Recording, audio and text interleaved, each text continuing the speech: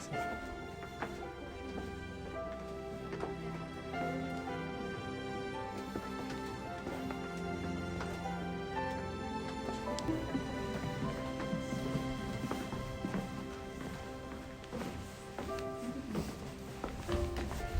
Thank you.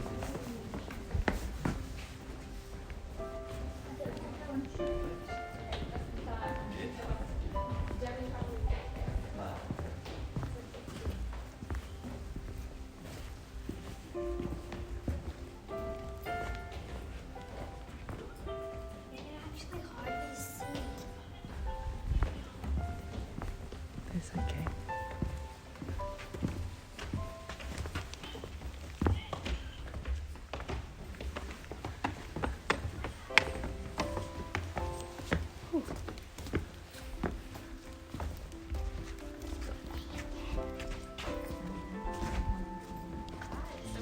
Fastest growing straw that we've measured grows about 7 millimetres every 10 years. So you're looking at hundreds of thousands of years of history. And it's about 2 to 4 millimetres of thickness. If we walked over there and flicked it with our fingers, there's every chance it would break straight away. So hundreds of thousands of years of history gone in a second if we touch it. So fragile. So no touching. Don't touch that. Yeah. Cannot touch it.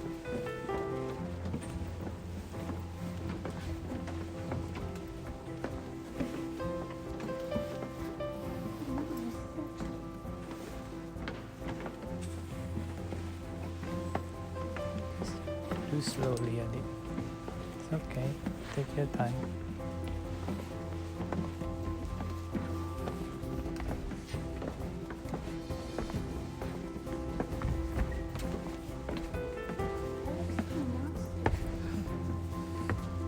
Okay, good job going down the stairs. Try and enjoy it while we're going down. That's the good part. So, we saw some trees, the shape of a forest in the rocks. Some people say it looks like jellyfish. I've heard broccoli before. Completely up to a monster, yeah, maybe. Now, the scientific way this is formed is actually what we call flowstone, which is when the crystal solution starts to layer on top of itself to make the treetops, and then the leftovers trickle down to make the tree trunks. So wherever you see a flat, smooth surface of calcite crystal in this cave, you can know it's hundreds, if not thousands of layers that have built up over time. Flowstone is very, very thick and it's very, very heavy. And one of the best examples of it in Jewel Cave is over here behind me. It's what we call the frozen waterfall down here. The guy who discovered the cave, Cliff, his daughter was actually married right down there at the foot of the falls. That's before we knew a lot about cave preservation. We don't do it anymore. But you can imagine a girl in a big white wedding dress climbing down all the rocks to get there. And then over this way, you probably already noticed this guy. He's pretty hard to miss. We call him the totem pole. And he's a big mite that's grown drip by drip from all the way up here. Now, we don't know exactly how old he is. Unfortunately, he's been really hard to date. But we do know he's estimated to weigh roughly 23 tonnes. He's incredibly heavy. And you can imagine how long it's taken to build that sort of mass, drip by drip, from all the way up on the ceiling. So if you come back in a couple 100 million years, you might see the Titan and might meet in the middle and form a column.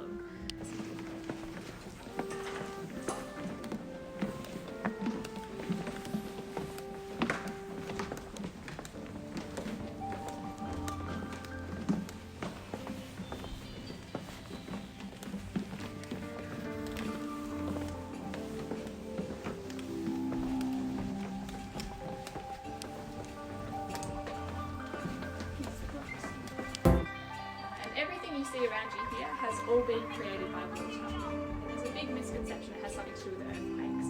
But basically there's water from above, as in rain that travels down from the bush, and there's water from below. There's a water table that goes up and down, and the acidity in that water carves through the rock and creates our caves. So what that means is up until the 1980s, where you're standing now, you would have been knee deep in water. Okay, so the first guys, like you saw in the photo in the tunnel, they used a rubber raft to get around on top of that water. And the first man did have lights, but they didn't have it. It actually comes sideways through the rock, and then tiny little drops of water will cling to the wall or stick to it. And then layer by layer, these tiny drops build up to look like coral. Good example is up here, you can see, looks like corn on the cob. Okay, so all those tiny little drips that have built up slowly over time. That was popcorn. Popcorn, yeah, it does look a bit like popcorn. And here we got carrots, maybe, parsnip, a little bit of cauliflower.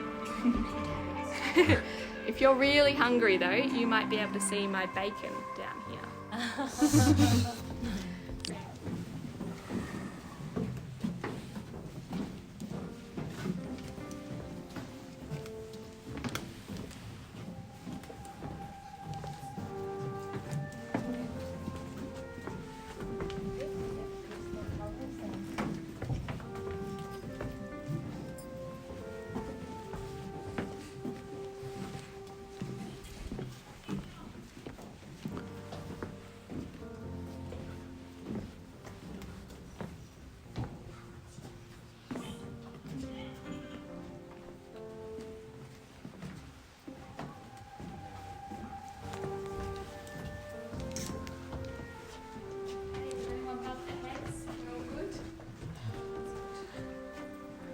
So when you're standing here in this cabin space, it feels really big.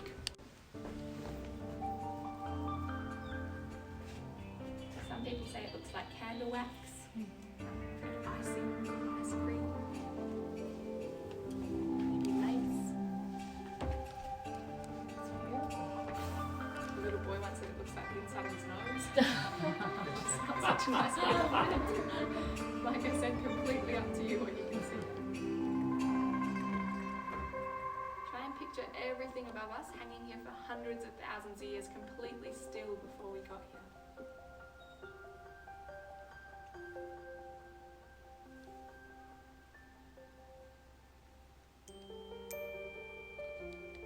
You have to have your camera ready.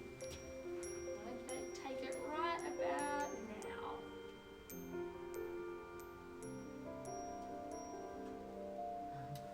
Sorry guys, we are working on that one.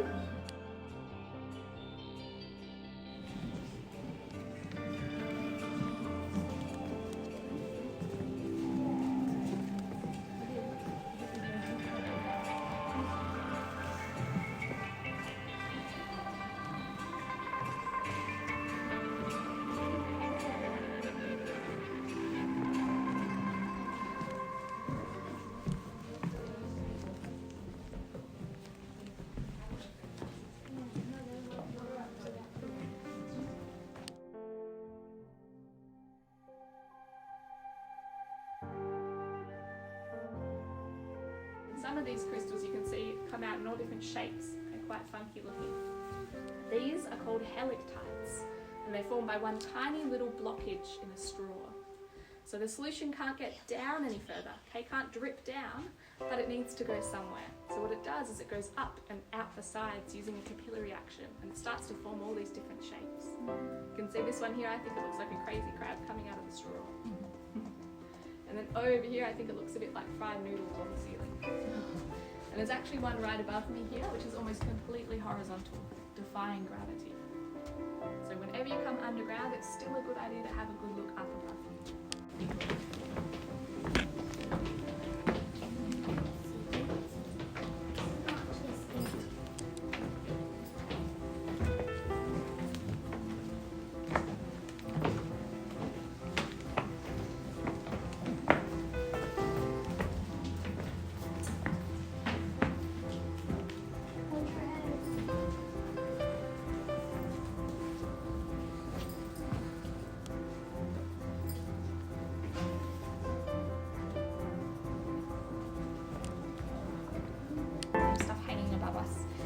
If you tap your fist against this one, it does feel pretty hard, pretty solid. But my favourite thing about this crystal is it's incredibly deceiving. It's actually very soft, all the way through the middle. There's a scale that exists which they call the Mohs scale, which measures the hardness of objects in the world. A diamond is a 10. Okay? It's theoretically the hardest thing we can get. Our fingernail is about a 2.3, and this crystal is a 3. So it's not much harder than your fingernail the whole way through the middle. That's what makes it so easy to break. And if you look at the surface of this one, you can see there's brown, ugly marks all over it. That's the effect of everyone's oil from their skin. They're not so nice to think about, is it? Now, the only reason why this one isn't completely muddy brown is because I clean it. And the only thing that cleans this crystal is bleach. So You can see why we ask you not to touch the rest of the cave, because very quickly we wouldn't be able to call it jewel cave anymore. Yeah. We'd call it something like brown cave. Doesn't sound as good, does it? Alright, I'm going to pull this away, watching your eyes again. And I'm just going to squeeze behind you guys. There's some light switches over here. Thank you. So we call this place Camel Cabin. And the reason we called it that is because we saw a camel over here in the crystal. Everyone see it? Ah. Could be turning into a turkey, maybe a snail. Completely up to you. Form of the crystal. Okay, now she's going to be protecting us for the next part of the tour, which is a lot of fun, but it can be a little bit scary. So what I need everyone to do is just head towards the edge of the platform and grab a hold of the railing something. I promise nothing's going to move down here, okay? So what I do next is I turn off all the lights for a couple of moments. Okay, so we're going to experience what it's like in this cave when we don't have the lights on or when we're not here.